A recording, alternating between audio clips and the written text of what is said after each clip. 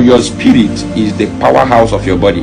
The Bible says, James chapter 2 verse 26, he said, as the body without spirit is dead, so faith without works is dead. So anybody that the spirit is affected, if your spirit is destroyed, definitely your body will feel the impact. It is the spirit that sustains this body. What feels the senses of your body, what feels all the impact in your body. Biological reality have an explanation for that, but beyond that biological analysis, your cerebral cortex, your pons varolii, your hypothalamus and thalamus, your medulla oblongata, your factory lobes, and all of those talks, those are not the real reality that makes you to feel impact. It is the spirit, because when your spirit is not in your body, all those things are not relevant. If you go to the mortuary and start seeing a dead body, it cannot come back to life. The main thing that makes for the impact or the sensitivity of the body is gone, which is the spirit. Do you know that you don't have the absolute information about you? You don't know 100% of you. You are tripartite being. You have the spirit, soul, and body. Your spirit is what have the absolute information about you.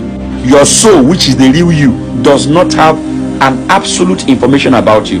It is your spirit, which is the breath of God, that have the absolute information about you. Follow this, listen carefully. The Bible said that the same way a spirit of a man knoweth a man, so also the spirit of God knoweth God, and searcheth the deep things of God. So one knows God very well. It's the spirit of God that knows God. The same way the spirit of God knows totality of God, so also your spirit knows the totality of you. It is your spirit that was told what you will become before you came to earth. It is that spirit that will now be inspired by God to translate the information to your soul. Have you heard about deja vu? I call it prophetic recognition. Where you come to a place, it looks like that event that is playing there has played before. You know what is happening to you? Your spirit has actually lived this life. Your spirit has the nature of God. It is futuristic. Your spirit is your future. Your spirit does not grow. It is your body and your soul is what grows. Spirit is everything you will become, and it is installed in you. So the more you grow, the spirit that God gave that information about you is inspired by God's spirit to be releasing that information gradually. The Bible said there is a spirit in man.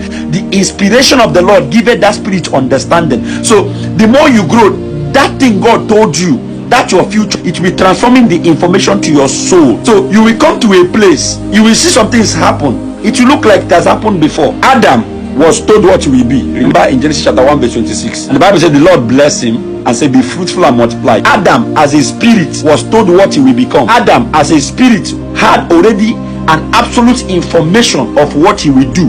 He will multiply, he will be fruitful. So he already know as a spirit. In Genesis chapter 2 verse 7, God now molded him, formed him. When God formed him, the Bible says Adam became a living soul. So the real Adam is not that one that was created in Genesis chapter 1 verse 26. That one was the spirit Adam. The soulish Adam was created when God mixed the spirit Adam and then with the body Adam, which is the clay, mixed them together, and he produced the soulish Adam. The soulish Adam is the real Adam. When this tripartite being came together, Adam did not give birth. Remember, Adam was behaving as though he was not told anything. It was after when Adam fell, when God had departed from him and started giving birth. Who told Adam intercourse? How did he know that he will have to intercourse with his wife for him to produce a child?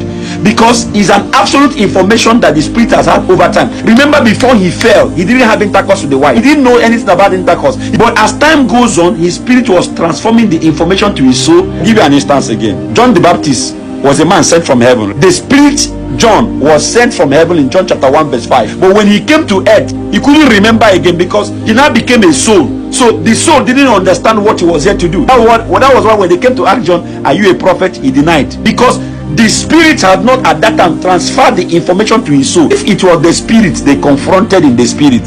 If those Sanhedrin that came to ask John who he was physically had met him or summoned him in the spirit by invocation or familiar spirit, and they asked him, who are you? John would tell them, I'm a prophet. Because it is the spirit that have the absolute information about John, not his soul or his body. As God begin to inspire the spirit, it will be transforming gradually the information to the soul. So if they have invoked the spirit of John and asked him, who are you? The spirit of John would have told them, I'm a prophet. Even if John himself does not know who he is. So the point is this: if somebody wants to destroy you, all they need to do is to invoke your spirit. When they invoke your spirit, they will ask your spirit question. Is your spirit that knows what can end you? We said in 1 Samuel 28 verse 8, Samuel the prophet was invoked. The familiar guy was asking the spirit question. Once they invoke your spirit, they can get an information from your spirit that they can use to destroy you. So this is one of the technology of invocation. Your spirit can actually give information that you are not aware of. Your spirit can give the code of your destiny when manipulated. What will make the spirit of a man to be summoned and it gives information about his code of destiny, or what will make the spirit of a man to appear before a mirror at the first instance, is number one, the weakness of that spirit. If your spirit is weak, your spirit can easily be manipulated. This is why whenever you pray, always pray this prayer: Lord, empower my spirit, empower my soul, empower my body. That's why Jesus said men ought to always pray and not faint, because prayer is one of the way by which your spirit is energized. That's what I would say, building up your most holy faith by praying the Holy Ghost.